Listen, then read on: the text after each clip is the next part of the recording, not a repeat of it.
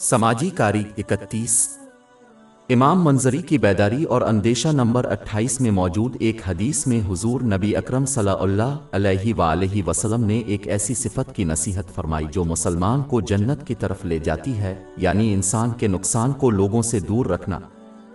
اس کو پورا کرنا بہت ضروری ہے، کیونکہ سنن نسائی نمبر 4998 میں موجود ایک حدیث کے مطابق کوئی شخص اس وقت تک سچا مسلمان یا مومن نہیں ہو سکتا جب تک کہ وہ اپنے زبانی اور جسمانی نقصان کو کسی شخص اور اس کے مال سے دور نہ رکھے، خواہ اس کا مذہب کوئی بھی ہو۔ جو دوسروں کے ساتھ زیادتی کرتا ہے وہ دیکھے گا کہ قیامت کے دن انصاف ہوگا۔ وہ مجبور ہوں گے کہ وہ اپنی نیکیاں اپنے متاثرین کو دیں، اور اگر ضرورت پڑے تو ان کے گناہ لے لیں۔ یہ ان کو جہنم میں پھینکنے کا سبب بن سکتا ہے۔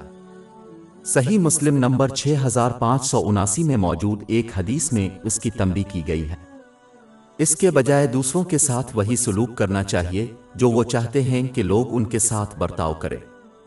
یہ یقینی بنائے گا کہ وہ نہ صرف اپنے نقصان کو دوسروں سے دور رکھیں گے بلکہ اللہ تعالیٰ کو خوش کرنے کے لیے اپنے وسائل کے مطابق دوسروں کی مدد بھی کریں گے۔